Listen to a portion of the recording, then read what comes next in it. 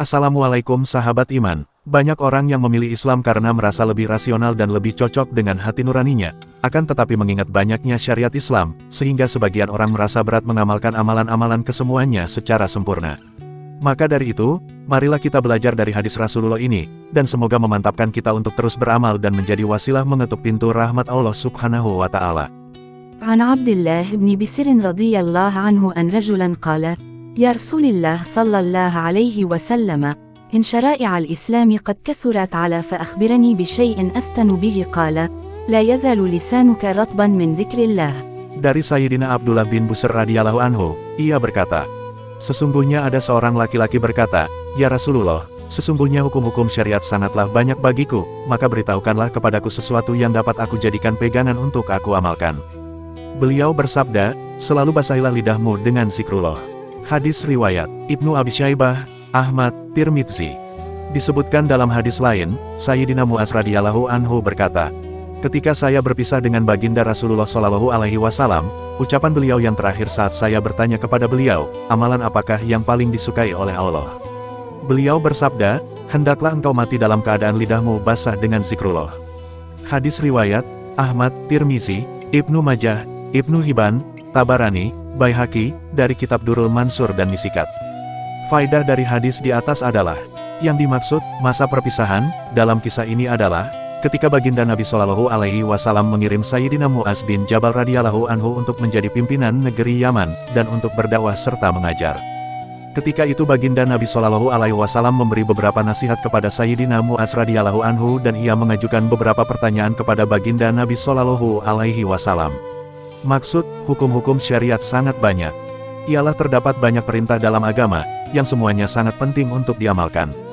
Namun, mengamalkan setiap perintah secara sempurna di setiap saat bukanlah hal yang mudah. Dari seluruh perintah tersebut, manakah yang terpenting agar aku jadikan pegangan dan dapat aku amalkan setiap saat dan tempat dalam keadaan berjalan, duduk, ataupun berdiri? Hadis lain menyebutkan bahwa ada 4 hal yang jika seseorang berhasil mendapatkannya, berarti ia memperoleh kebaikan dunia dan agama. Yaitu, 1. Lidah yang selalu sibuk dengan zikrullah, 2. Hati yang selalu sibuk bersyukur, 3. Tubuh yang sabar menahan penderitaan, dan 4. Istri yang tidak berkhianat mengenai dirinya sendiri, dan harta suaminya. Tidak berkhianat mengenai dirinya sendiri maksudnya, ia tidak menjerumuskan diri dalam hal-hal yang buruk dan kotor. Mengenai lidah yang senantiasa basah, kebanyakan ulama mengartikannya dengan banyak berzikir, dan ini sebagai ungkapan yang umum digunakan. Contohnya, jika ada seseorang yang selalu banyak memuji atau membicarakan si fulan, maka akan dikatakan bahwa orang itu basah lidahnya dalam memuji si fulan. Menurut pendapat Maulana Muhammad Zakaria Al-Kandahlawi rahmatullah alaih, ungkapan tersebut dapat juga bermaksud lain, yaitu jika seseorang mencintai orang lain, maka dengan menyebut namanya saja ia merasakan kenikmatan dan keasyikan dalam lidahnya. Orang-orang yang pernah belajar tentang cinta, pasti memahaminya. Atas dasar itulah maka untuk merasakan kenikmatan dan kelezatan zikrullah, seseorang harus senantiasa menyebut dan mengingat nama Allah. Beliau mengatakan sering melihat orang-orang tuanya yang berzikir dengan suara keras, maka kelezatannya dapat dirasakan juga oleh orang-orang yang ada di sekitarnya. Tetapi hal itu hanya didapatkan, apabila hati sibuk dengan mencintai dan lidah sibuk dengan menyebut nama Allah dengan sebanyak-banyaknya. Sebuah hadis menyebutkan bahwa tanda-tanda mencintai Allah Subhanahu wa Ta'ala adalah mencintai zikrullah, dan tanda-tanda membenci Allah Subhanahu wa Ta'ala adalah membenci zikrullah.